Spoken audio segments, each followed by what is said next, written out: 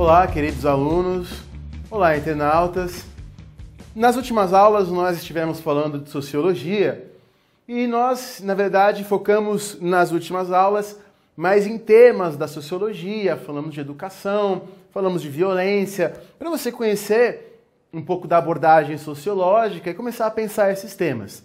A partir desse vídeo e nos próximos, nós vamos falar mais de métodos sociológicos. E para você que está assistindo e está prestando vestibular, no vestibular são esses temas mais ligados à metodologia que costumam dar mais problemas para os alunos, quer dizer, que costumam ser mais difíceis. Então, atenção, vamos tentar passar a coisa para você da forma mais clara e simples que for possível, diante da questão do vestibular. Hoje falaremos da fundação da sociologia, falamos em outras aulas, na primeira de sociologia, na verdade, sobre o que é a sociologia.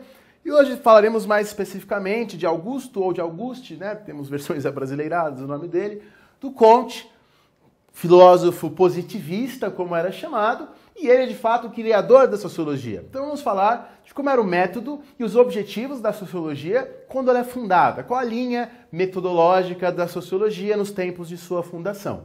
Muito bem, o Comte, portanto, é considerado o fundador da filosofia positiva, filosofia positivista. Alguns preferem, ao invés de positivista, o termo cientificista. Alguns preferem esse termo. O livro de Comte foi lançado em 42, ele é francês, e o livro se chama Curso de Filosofia Positiva. Dentro desse quadro, dentro da filosofia positivista, nasce a ciência sociologia, a sociologia como uma ciência. Muito bem, então vamos pegar um pouquinho das ideias do Comte. Nós falamos que o Comte, como um filósofo do século XIX, acreditava numa coisa chamada teleologia. Não confunda com teologia, é teleologia. Teleologia vem de telos, que tem a ver com finalidade, né? a direção a um determinado fim. Quando eu falo que ele era um filósofo que acreditava que tinha na base da sua filosofia a ideia de uma teleologia, eu quero dizer que ele acreditava que a história caminhava em uma direção. Ele tinha uma percepção de história ligada à ideia de progresso. Ele acreditava que a história começava num ponto, que essa história evoluiria, acreditava na ideia de evolução, no sentido mesmo de melhora das sociedades humanas, em direção a um fim, a um momento em que a história chegaria a um estágio de perfeição.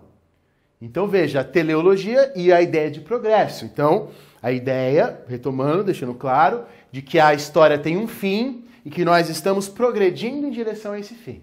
Comte acreditava nisso. Acho importante colocar como observação que hoje nós questionamos essa ideia de progresso. Geralmente é uma ideia um tanto quanto eurocêntrica, né? Ou seja, centrada na Europa, que acredita muitas vezes quando se fala em progresso que nós estamos caminhando, que o progresso é se tornar mais parecido com os Estados Unidos e com a Europa. E hoje nós questionamos isso. Né? Há um livro que virou filme, que é um romance, chamado A História Sem Fim, e que trata um pouco desse tema, questiona esse tema, pensa esse tema, vale como indicação. Muito bem, então o que é o progresso da história para o Comte? O que é essa teleologia para o Comte? Para o Comte, a história dos seres humanos tem 3 etapas. A história humana tem 3 eras, tem 3 momentos. A primeira etapa da história, a primeira era da história seria a era teológica, aqui teológica mesmo.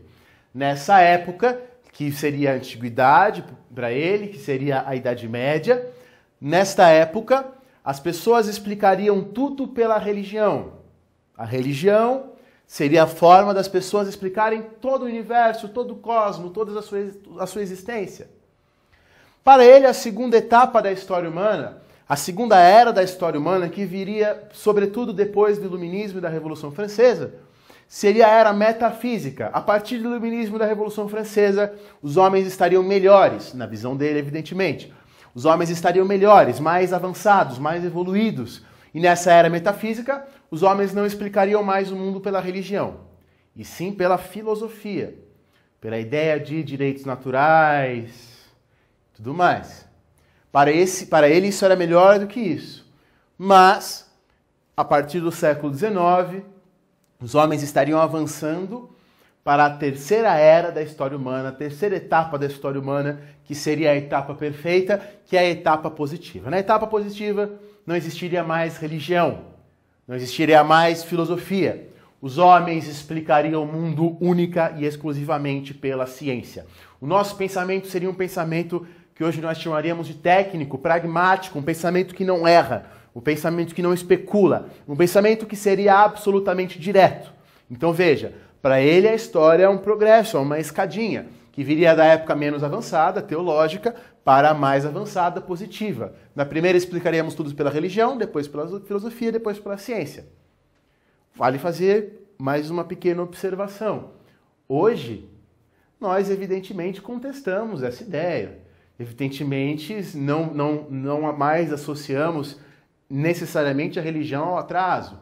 Hoje também nós sabemos que a ciência muitas vezes tem um lado dogmático, que a ciência muitas vezes é tão incerta quanto a filosofia, se você for diferenciar ciência e filosofia como ele fazia. Hoje sabemos que a ciência não é tão exata quanto imaginávamos, e hoje nós trabalhamos muito mais com várias racionalidades do que pensar a ciência com a melhor racionalidade mais correta. Mas isso é só observação, tá bom? Vamos voltar ao pensamento dele. Muito bem, então temos este progresso. A última etapa da história seria a etapa positiva. Para ele, nós deveríamos trabalhar para chegarmos a esta etapa, excluindo a religião. Uma etapa dominada pela ciência. No plano material, logicamente, era uma etapa industrial, uma etapa ligada à indústria, onde os homens, uma sociedade industrial. Para ele, os políticos, esses políticos que ficam debatendo, que ele chama de metafísicos, liga eles à coisa da filosofia, para ele esses políticos deveriam ser expulsos, deveriam ser excluídos e deveríamos ser governados por uma ditadura republicana, ou seja, uma ditadura voltada para o bem comum, res comum, né? A coisa pública, res pública, a coisa pública. Deveríamos ser governados por uma ditadura republicana tecnocrática, ou seja, os governantes deveriam ser homens ligados à ciência, tecnocratas. Para ele, deveríamos ter, isso pode-se dizer, uma contribuição muito importante do positivismo, um ensino laico, público, gratuito e universal, que garantisse a ascensão da ciência como determinante na nossa forma de pensamento. Então, para ele, essa seria a sociedade perfeita para a qual deveríamos caminhar. Algumas observações, então. Evidentemente, esta visão de progresso é eurocêntrica. Evidentemente, se ele fala que estamos fazendo essa passagem, veja que eu falei, a partir da Revolução Francesa, metafísica, depois positivista. Obviamente, ele está pensando apenas na Europa. E ele está pegando a Europa como se ela fosse o modelo para o mundo inteiro. Obviamente, essa interpretação de história dele não se encaixa de forma alguma na África, na Ásia, na verdade, na maior parte do mundo. É uma visão de mundo eurocêntrica, ou seja, centrada na Europa e que despreza, não considera suficientemente outros povos. Evidentemente que, como você sabe, esse pensamento influenciou muito o Brasil. Os nossos militares que proclamaram a República eram muito influenciados pela ideia positivista, inclusive a nossa bandeira está com o lema do positivismo, que já veremos. Muito bem. E você viu tudo isso que eu falei, você deve estar pensando, legal, Daniel, mas o que a sociologia tem a ver com isso? Onde nesse contexto entra a fundação e os métodos sociológicos positivistas? Muito bem, se ele acreditava que na etapa perfeita da sociedade para a qual estamos caminhando, o homem só pensa de forma científica e não há filosofia, ele diz, já temos ciências para a natureza, que hoje a gente chama de física, química, biologia, inclusive o Comte é um dos caras fundamentais para fazer essa divisão. Ele fala, nós precisamos de uma ciência das humanidades, ou seja, uma ciência que trate a sociedade assim como a física trata a natureza, como a biologia trata a natureza, uma ciência objetiva. No dizer dele, para evitar os problemas no estágio positivo da sociedade, é preciso uma ciência positiva, nos moldes das ciências naturais. Então ele propôs o que ele mesmo chamou de física social. Uma análise da sociedade semelhante à análise física da natureza. Uma análise com essa intenção. Veja só, vamos ler. Como a física conhece as leis da natureza, a sociologia deveria conhecer aquilo que Comte chamava de as leis imutáveis da vida social. para assim identificar os problemas da sociedade e resolvê-los. Então, para ele, essa sociologia, identificando os problemas e a lógica da sociedade, resolveria os seus problemas e assim garantiria a ordem, que é uma coisa muito importante para o Comte, pois só a ordem levará ao progresso em direção à etapa positiva ou consolidando-a. Então veja que a sociologia nasce com uma função essencialmente conservadora.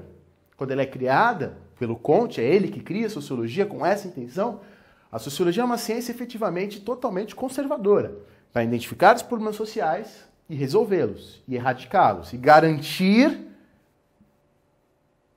este progresso que ele idealizava, que tinha a ver com progresso em relação a uma sociedade industrial.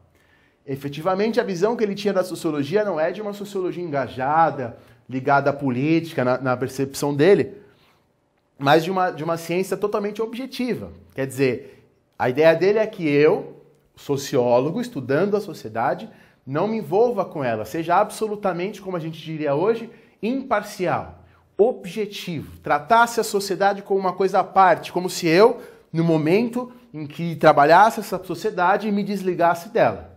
Hoje, a gente critica isso, a gente até fala assim, por mais que a gente busque essa objetividade, essa neutralidade, que muitos dizem que deve ser sim buscada, a gente nunca entrará nela totalmente, pois gostando ou não, a gente está preso à sociedade que a gente quer analisar.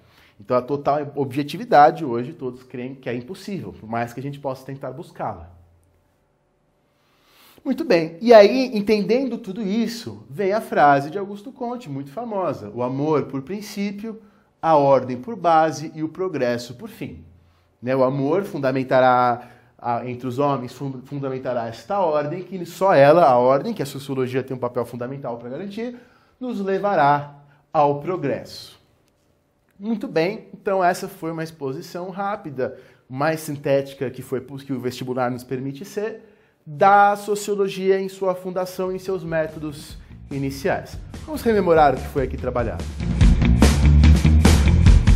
Muito bem, então nessa aula eu tentei mostrar um pouco para você, apresentar para você como foi a função e os métodos da sociologia em sua fundação. Essencialmente, quando ele cria, dentro da ideia dele de progresso, da ideia do Comte de ordem, a sociologia deveria para ele ser como a física é para a natureza, estudar a natureza de uma forma, como a física estuda a natureza de uma forma totalmente imparcial e neutra e objetiva, a sociologia deveria estudar a sociedade de forma neutra, imparcial e objetiva. Por isso que ele chama a sociologia de física social. Ela nasce com essa função conservadora, depois outros teóricos da sociologia, evidentemente, vão ter perspectivas diversas. Veremos o Durkheim, veremos também o Weber. Há vídeos já gravados, eu deixei junto com a parte de filosofia, sobre o pensamento social do Marx. Então, para você ver as várias metodologias possíveis. Muito obrigado, um grande abraço, até a próxima.